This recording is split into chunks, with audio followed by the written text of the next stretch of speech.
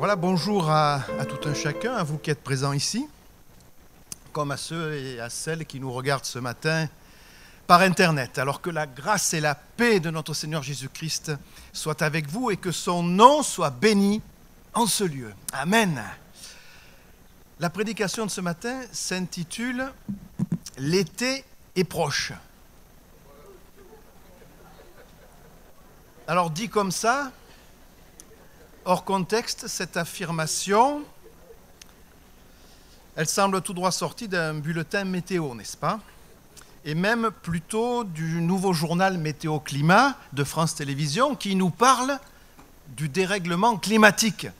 Parce qu'en effet, proche, ça veut dire à proximité, ça veut dire approchant, ça veut dire qui va bientôt arriver. Mais étant donné que nous ne sommes aujourd'hui finalement que le 26 novembre, en automne donc, on pourrait ce matin douter avec raison de la fiabilité de la prévision. L'été arrive, quel optimisme. Mais maintenant, au-delà du trait d'humour, il faut penser météo biblique. Et si on est dans cette façon de penser, alors le titre, eh bien, il reste pertinent, tout en nous emmenant dans un autre registre de compréhension, évidemment. Vous serez d'accord avec moi que l'été, c'est la saison du soleil, et qu'en été, le soleil se manifeste là, à ce moment-là, avec le plus d'intensité, en luminosité comme en chaleur. Or, d'après le prophète Malachie, qui a écrit le dernier livre de l'Ancien Testament dans votre Bible, d'après ce prophète, le soleil symbolise Christ.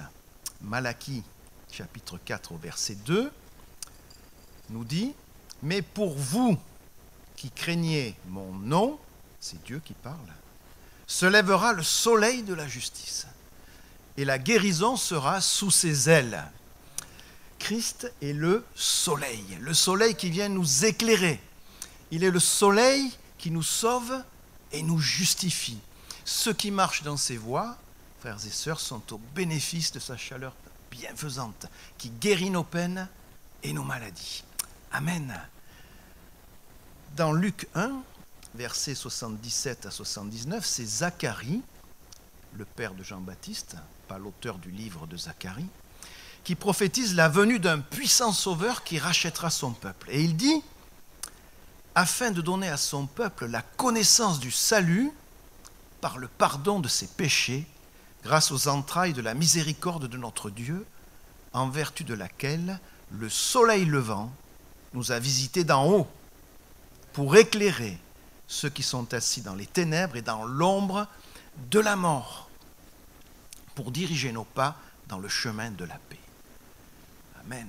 Jésus, notre soleil levant, il est descendu de son ciel de gloire pour apporter la lumière du salut à tous les perdus, pour les conduire de la mort spirituelle, c'est ce que représentent les ténèbres, l'ombre de la mort, pour les conduire de la mort spirituelle à la réconciliation avec Dieu, le chemin de la paix.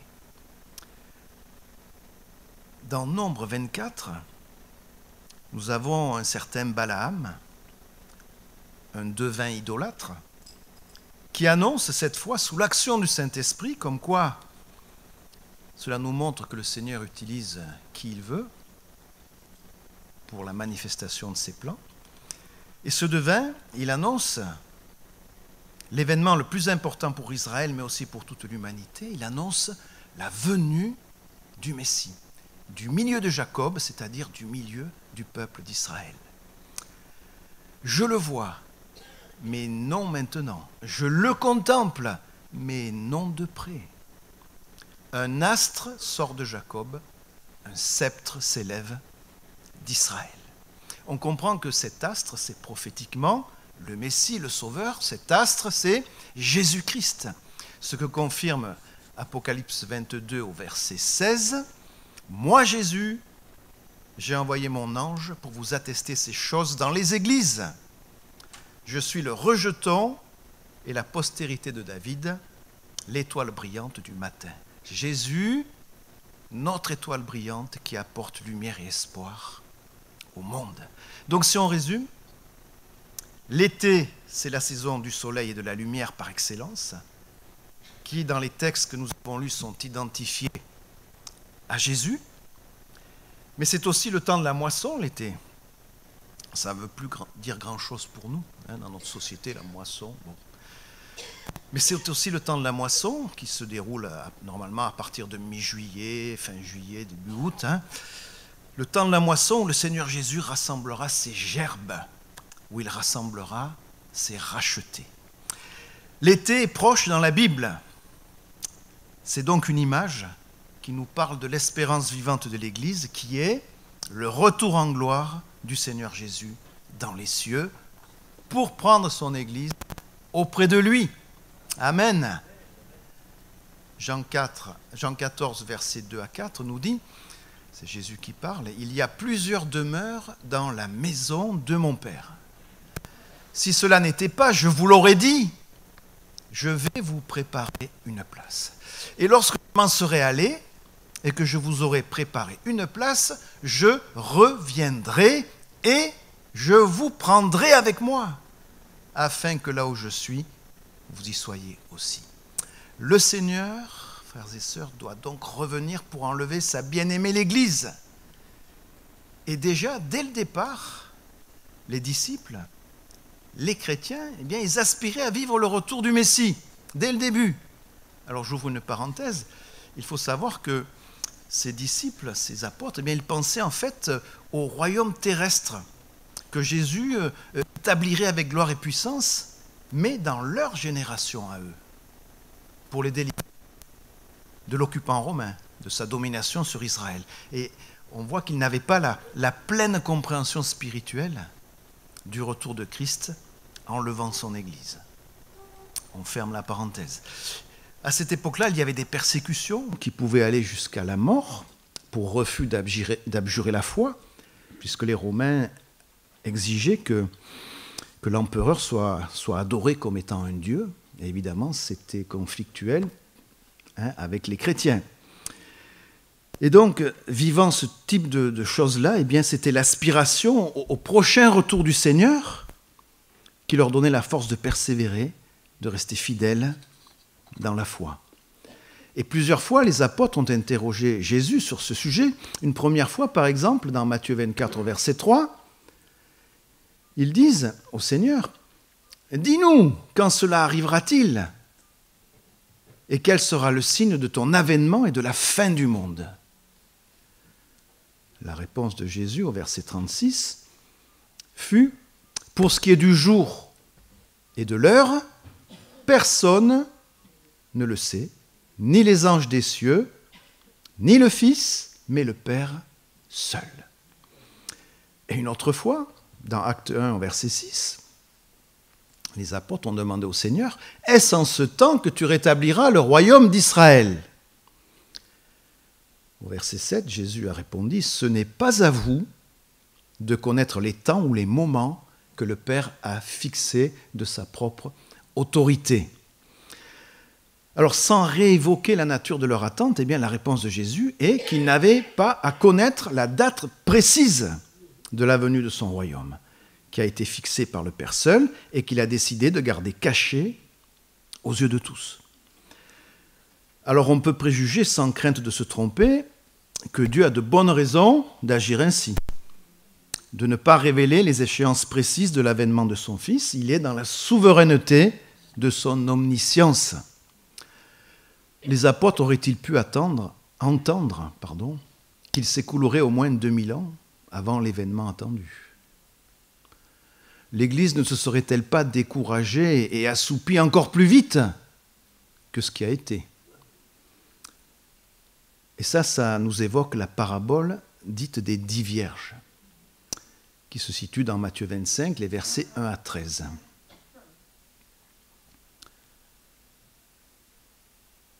Alors le royaume des cieux sera semblable à 10 vierges qui, ayant pris leurs lampes, allèrent à la rencontre de l'époux. 5 d'entre elles étaient folles et 5 sages. Les folles, en prenant leurs lampes, ne prirent point d'huile avec elles. Mais les sages prirent avec leurs lampes de l'huile dans des vases. Comme l'époux tardait, toutes s'assoupirent et s'endormirent. Au milieu de la nuit, on cria « Voici l'époux, allez à sa rencontre !» Alors toutes ces vierges se réveillèrent et préparèrent leurs lampes. Les folles dirent aux sages « Donnez-nous de votre huile, car nos lampes s'éteignent. » Les sages répondirent « Non, il n'y en aurait pas assez pour nous et pour vous. Allez plutôt chez ceux qui en vendent, achetez-en pour vous. » Pendant qu'elles allaient en acheter, l'époux arriva. Celles qui étaient prêtes entrèrent avec lui dans la salle des noces et la porte fut fermée. Plus tard, les autres vierges vinrent et dirent « Seigneur, Seigneur, ouvre-nous » Mais il répondit « Je vous le dis en vérité, je ne vous connais pas. Veillez donc, puisque vous ne savez ni le jour, ni l'heure. Amen. » Les 10 vierges, qu'elles soient folles ou sages, eh bien, elles représentent l'Église, on l'a compris. L'Église qui se garde pure pour l'époux qui est le Seigneur. Et on est juste avant le retour de l'époux, nous dit la parabole. Au départ, on voit que toutes, folles comme sages, ont de l'huile dans leur lampe pour aller à la rencontre de l'époux. Mais les folles n'ont pas pris de réserve d'huile pour leur lampe. On peut comprendre qu'elles ont bien fait l'expérience de la nouvelle naissance, mais qu'elles n'ont pas intégré la nécessaire marche progressive dans la sanctification, sans laquelle personne ne verra le Seigneur, nous dit Hébreux 12 au verset 14. Ces vierges-là, ces vierges folles, elles symbolisent les personnes charnelles. Les vierges sages, elles ont fait une provision d'huile pour leur lampe, parce qu'elles ont compris la nécessité d'être toujours remplies du Saint-Esprit dans la vie chrétienne de tous les jours. Éphésiens 5, verset 18 nous dit « Soyez remplis de l'Esprit ». Et ces vierges-là, eh bien, elles se laissent sanctifier par le Seigneur au quotidien. Elles symbolisent les personnes spirituelles. Et ce que l'on vient de lire, en fait, c'est l'état de l'Église dans les derniers temps. Le Seigneur nous montre ainsi que seule une partie de cette Église aura conscience de son besoin de communion intime avec le Saint-Esprit, d'être rempli du Saint-Esprit. Mais voilà que l'époux tarde, est-il dit. C'est trop long, Seigneur. Et ça, c'est ce que nous pourrions dire nous aussi, en considérant que cette espérance qui est chevillée au cœur des croyants, du retour en gloire du Seigneur, pour chercher son Église, eh bien, elle est encore en attente d'accomplissement depuis 2000 ans. C'est trop long, Seigneur. Mais en fait, non, nous dit 2 Pierre 3, versets 8-9. Mais il est une chose, bien-aimée, que vous ne devez pas ignorer, c'est que devant le Seigneur, un jour est comme 1000 ans, et 1000 ans sont comme un jour. Et c'est pourquoi les Écritures peuvent dire qu'il revient bientôt, n'est-ce pas?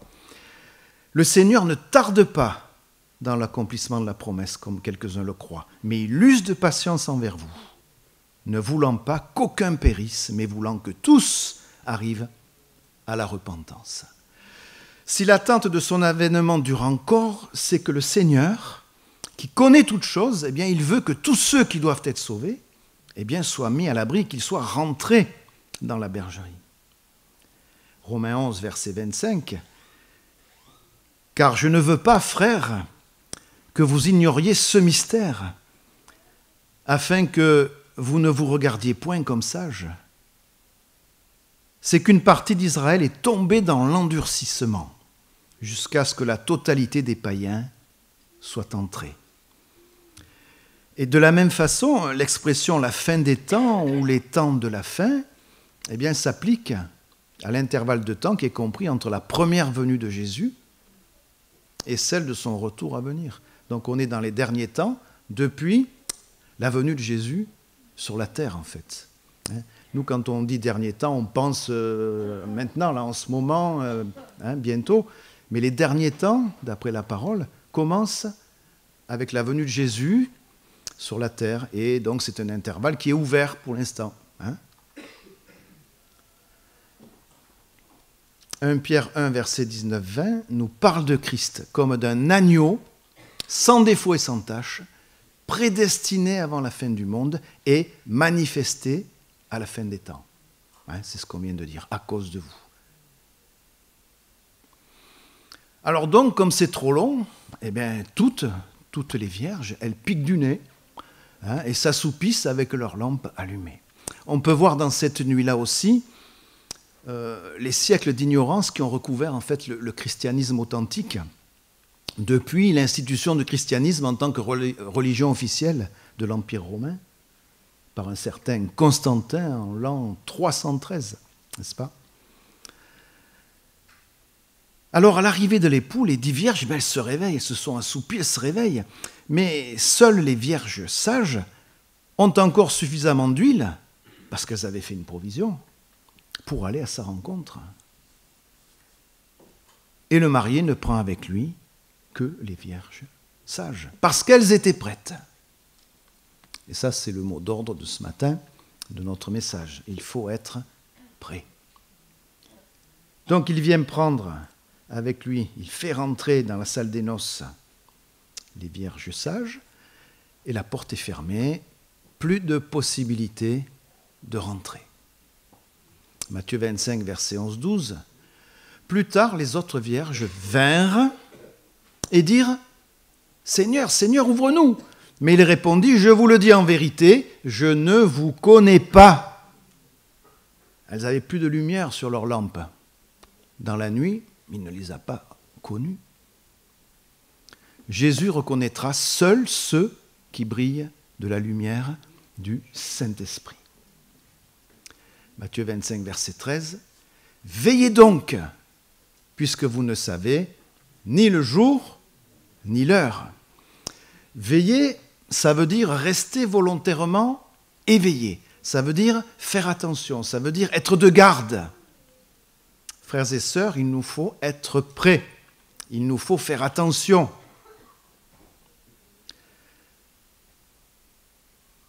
Cette parabole, elle nous enseigne qu'à la fin des temps, dans les temps derniers, donc là on dit maintenant, Jésus reviendra chercher son Église pour laquelle il a donné sa vie sur la croix.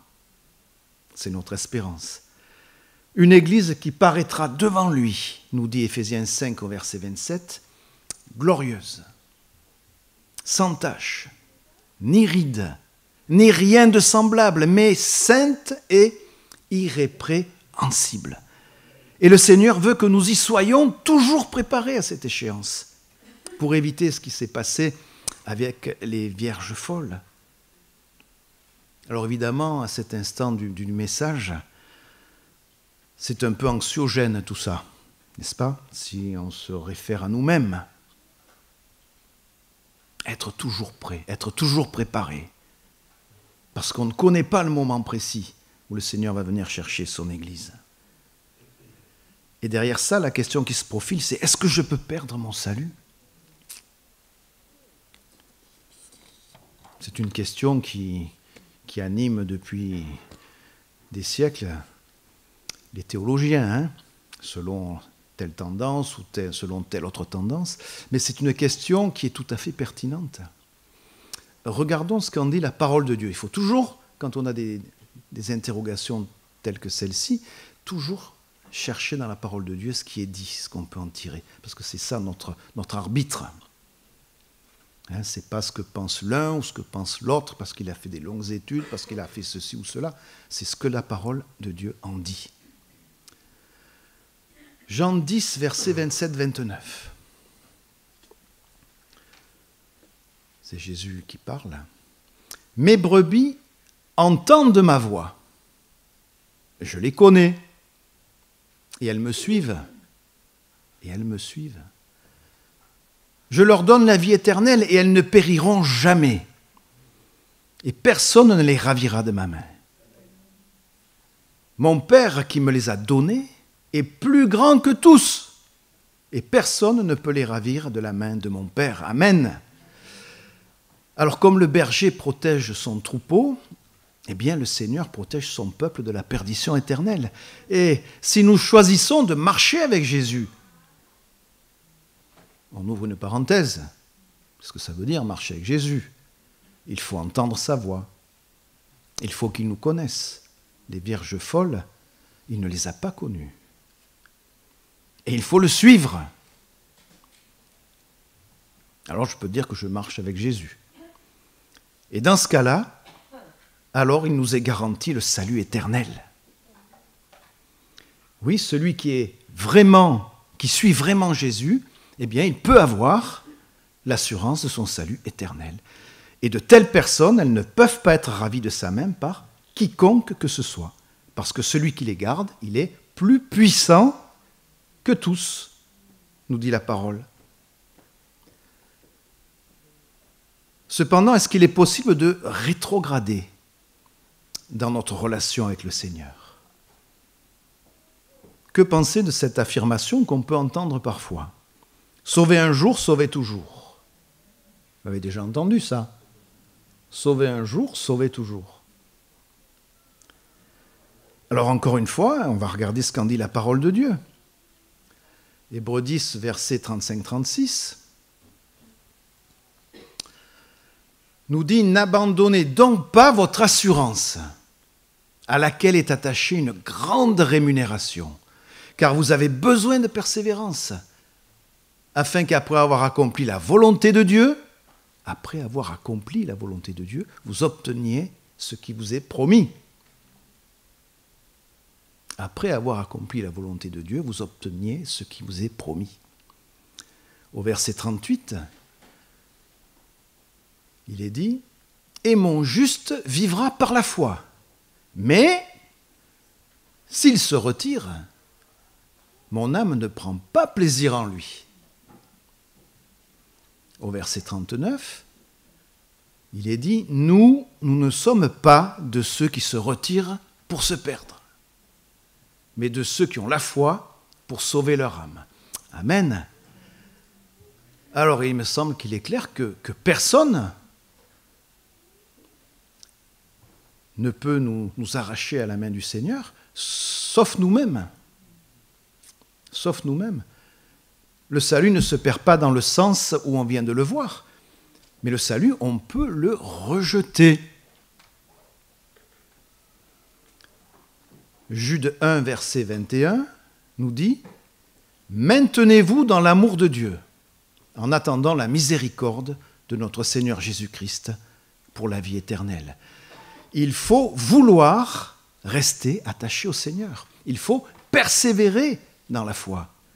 Et si quelqu'un ne veut plus continuer avec lui, ne veut plus continuer avec le Seigneur, consciemment, volontairement, sans s'en repentir, alors Dieu ne le forcera pas. Hébreux 10, 23, dans la version second 21, nous dit « Retenons fermement l'espérance que nous proclamons, car celui qui a fait la promesse est fidèle. » Alors peut-être que ce matin, quelqu'un s'inquiète parce que il ne veut pas du tout rejeter le Seigneur. Ce n'est pas du tout son objectif, mais il se sent tellement incapable de répondre à ses attentes. La liste qu'on a énumérée tout à l'heure, elle paraît tellement difficile. Être sans tache, être sans ride, être irrépréhensible. Effectivement, c'est un challenge, un défi. Mais il faudrait rassurer cette personne, parce que déjà, ça doit être le cas de plus d'une personne ce matin parmi nous. 1 Thessaloniciens 5, versets 23-24.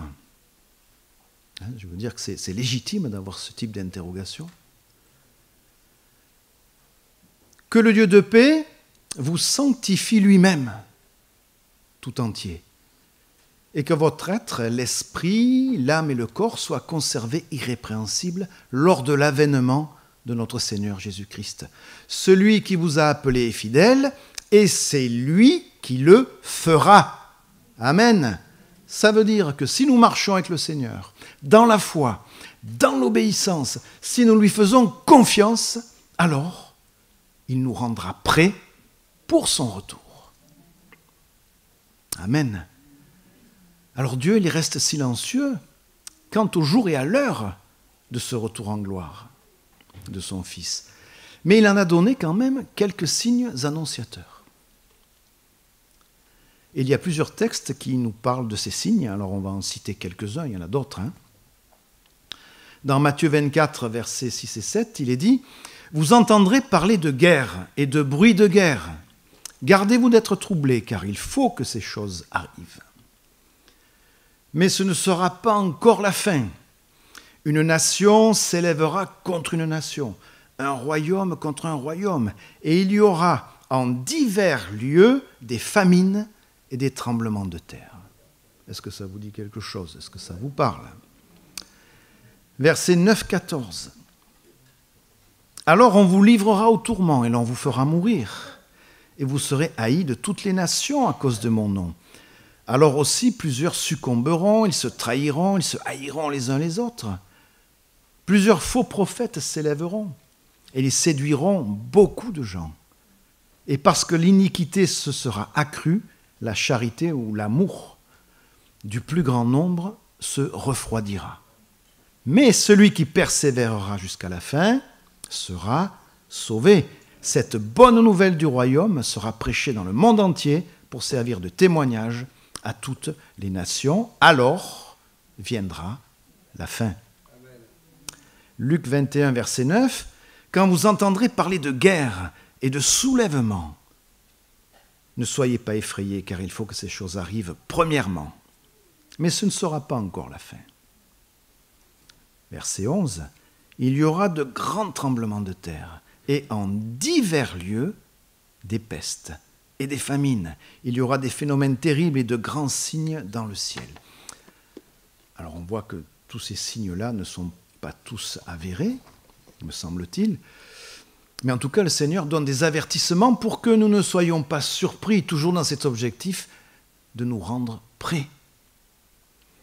Alors il parle de guerre, au pluriel, de bruit de guerre, au pluriel, de catastrophes naturelles, au pluriel, de la persécution des chrétiens, des faux prophètes. On sait qu'il y a toujours eu des choses de cette nature, depuis très longtemps.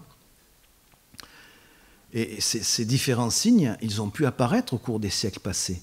Mais ce qui avait manqué jusqu'à présent, en fait, c'était la multiplicité de chacun de ces indicateurs, ainsi que leur réalisation simultanée dans un contexte mondialisé. C'est ce que veut nous dire l'expression qui est employée 2 fois, « en divers lieux ».